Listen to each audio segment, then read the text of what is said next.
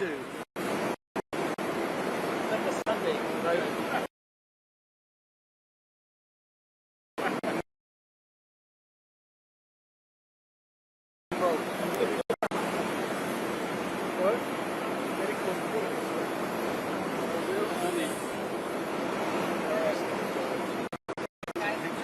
Probably on their way over next time. Thanks.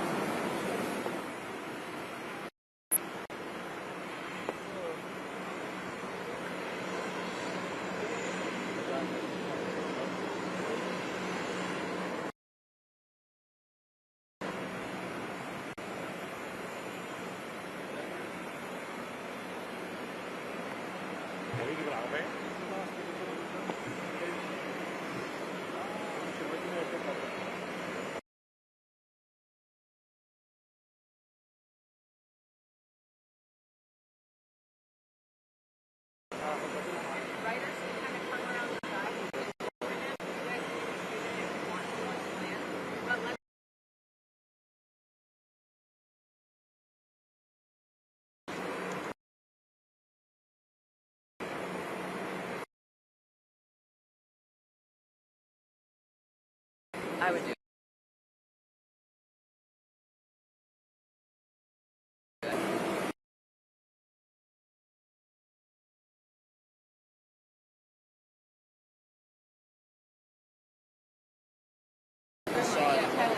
I'll come over here. Do you mind if I cozy up next to you? All right. Thank you.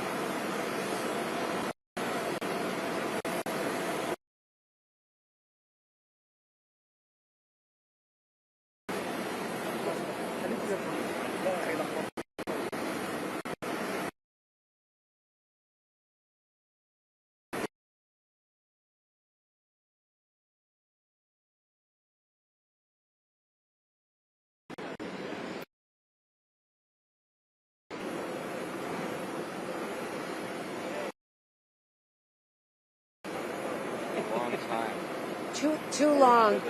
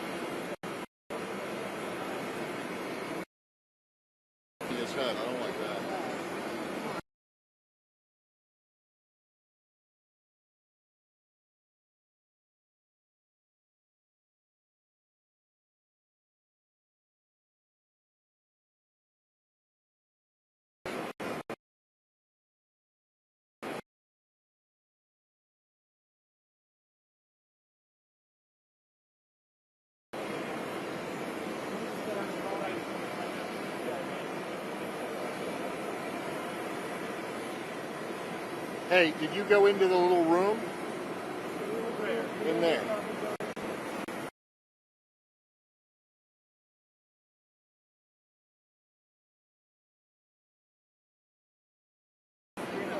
Oh, the upstairs.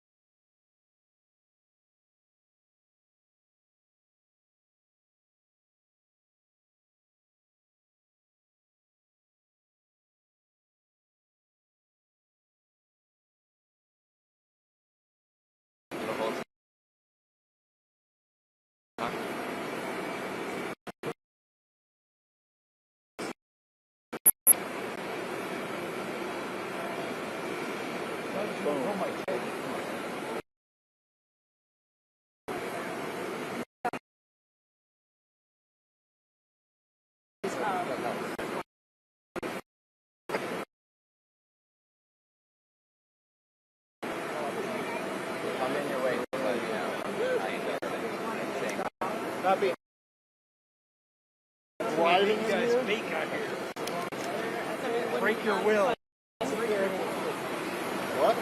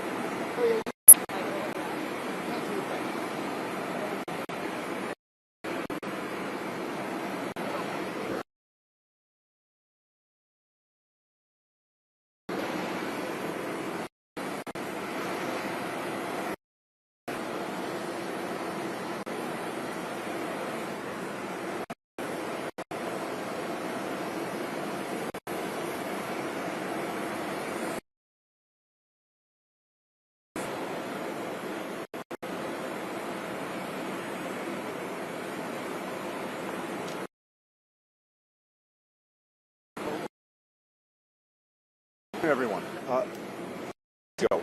President Biden put forward a proposal that would produce an immediate ceasefire in Gaza, get all the hostages home, and put us on a path to an enduring resolution to the conflict in Gaza.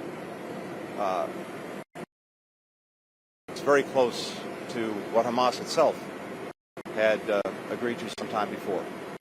Since the president put the proposal forward, countries throughout the region and around the world, as well as international organizations, have all endorsed it. Israel has, and the only outlier in this moment, is Hamas. So, my message to governments throughout the region, to people throughout the region, is if you want a ceasefire, press Hamas to say yes. If you want to alleviate the terrible suffering of Palestinians in Gaza, press Hamas to say yes. If you want to get all the hostages home, press Hamas to say yes. If you want to put Israelis and Palestinians alike on the path to more durable peace and security,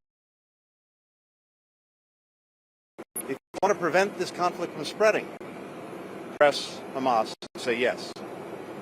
Now, if we get this ceasefire, it also opens the path to more durable security, calm, peace in Gaza. And for that, it's critical that we continue to work on plans for the day after to make sure that when it comes to security in Gaza, when it comes to governance, when it comes to reconstruction, we have the plans in place to move forward. That's going to be a critical part of my conversations here in the region as we go on to Israel, and then to Jordan, and then to Qatar. Throughout this process. Egypt to a ceasefire and the return of hostages, in working on these day-after plans, in being a critical partner as well for getting humanitarian assistance into the Palestinian people who so desperately need it. In Gaza, President Sisi, for a very good exchange and for all the work we're doing just on a daily basis.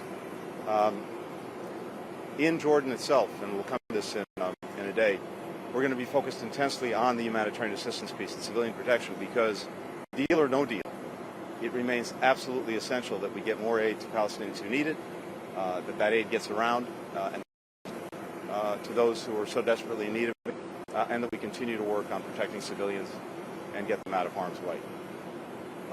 Look, I think this is a critical moment because we see the possibility, we see the prospect of an immediate cease, getting the home, of getting on the path to a durable resolution to the conflict in Gaza. I know that there are those who are pessimistic about prospects. That's understandable.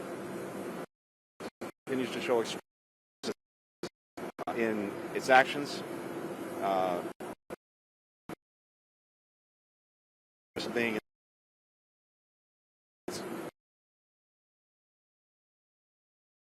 region.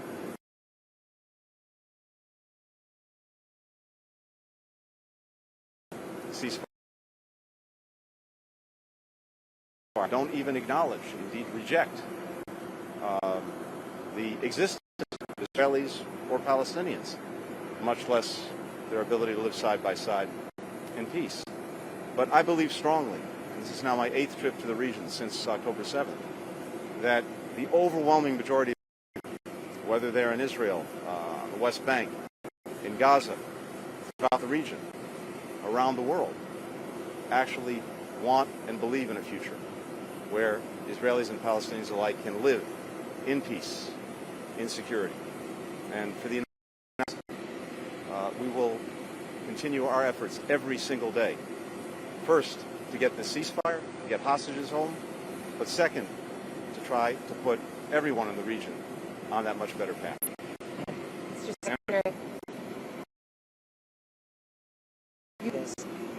Benjamin Netanyahu has certainly said otherwise publicly, and the hostage family, this fails, and it's quite possible it will fail with him now toughening his position more likely with his right-wing partners. If this fails, they want you to work through Qatar and deal with Hamas to get the Americans home.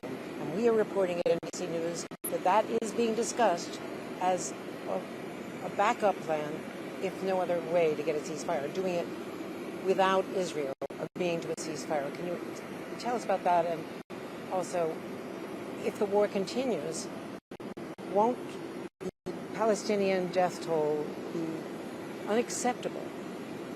As the National Security Advisor in Israel has said, to the end of the year, after such a horrific death toll in getting the hostages out militarily this weekend.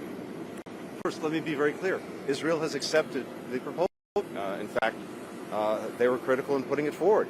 So the only party, no, that is what the official position of the Israeli government and the Prime Minister.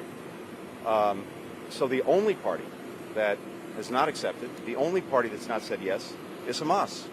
That's who everyone's waiting on. That's who the Palestinians in Gaza are waiting on. It's who the Israelis are waiting on. It's who the hostages and the hostage families are waiting on. It's who the entire region and the entire world is waiting on. And so we'll see. Does Hamas want to end this conflict, end this war that it started, or not? We'll find out. But it's clear that virtually the entire world has come together in support of the proposal. And the only open question is, will Hamas say yes? So that's one. Second, in terms of hostages, my number one priority as Secretary of State is to ensure the well-being of Americans who are in harm's way anywhere in the world, including those who are being unjustly detained or who are being held hostage. The best way, the most effective way to get everyone home, including the American hostages, is through this proposal, is through the ceasefire deal that's on the table right now. That's what we're focused on. That's what we're determined to see achieved. And finally, Andrea, in terms of civilian suffering, civilian the humanitarian assistance, again, the most immediate answer to that question, the best way to ensure that there's not another civilian casualty, is for the ceasefire deal to go forward, for Hamas to accept it. It's as basic and as simple as that. That's what's on the table now. That's what we need to see an answer to. That's what would end the conflict in Gaza. That's what would prevent more civilian casualties. If that's your top priority, wouldn't indirect talks for the Americans at least bring those Americans home, or possibly? Again, my top priority, always, to bring Americans home. And because of that, the most effective way to do that, to achieve that, to actually get them home, is through the proposal on the table. So, let's see if we get an answer from Hamas. Mr. Secretary, after your meeting with Egyptians today, do you have a better sense for when Hamas is actually going to respond to this proposal on the table? It's been on the table for, as you say, 10 days at this point. And if the raid over the weekend to release those Israeli hostages could have a negative impact on how they respond, and then you're also meeting with Benny Gantz tomorrow, I wonder what your message is to him after his resignation, and if you are concerned at all, increasingly, given that that's the reason that Gantz stepped out of the government. On Egypt, first, as I said, we greatly appreciate the critical role that they played in serving as a mediator and trying to get Hamas not only to the table, but to engage and now to say yes. I can't go into the details of our conversations today except to say that our Egyptian counterparts were in communication with Hamas as recently as a few hours ago. And so I got an update. Not going to get into any details about that, but I think Egypt, the United States, other countries believe that, again, we should be able to get to yes. But ultimately, I can't put myself, none of us can put ourselves in the minds of Hamas or its leaders, so we don't know what the answer will be. I don't have anything further on that. I just know that there's a sense of urgency among all concerned, starting with us, with each region, well beyond, a real urgency in getting an answer and getting an affirmative, because it's the single best way to do what so many people around the world want. It's to get an immediate ceasefire, get hostages home, put us on a path to enduring peace and security for the people in Gaza and throughout the region. So we're working on that. I think on virtually every trip to the region, including to Israel, I've met with leaders in Israel, whether part of the government or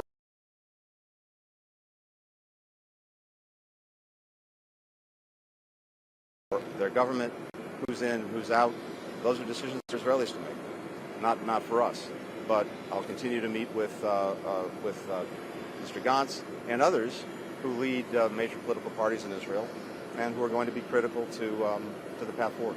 But based on his decision to step aside, are you increasingly concerned that the Prime Minister doesn't have a plan to end the war, given what he said? So look, you've heard me talk to this, and I think if we get a positive response on the ceasefire, that only restores the urgency of making sure that we do have plans in place for what happens the day after. Because in the absence of those plans, then one of three things. Either Israel would have to stay, which it says it doesn't want to do, and we believe it must not do, and would be left holding the bag in Gaza. It would probably have a major insurgency on its hands for years to come.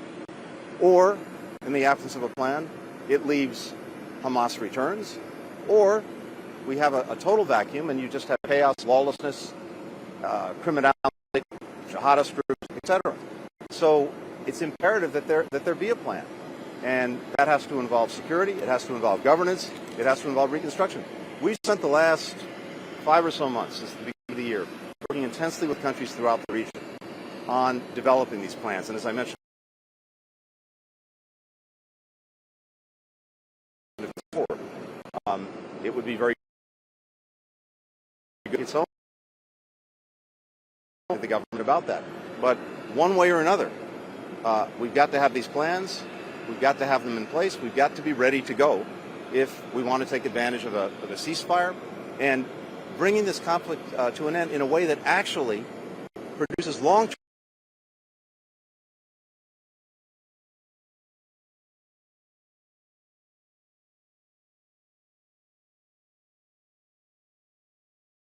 security. It's not in their interest, and that's something we're talking about. Thanks very much.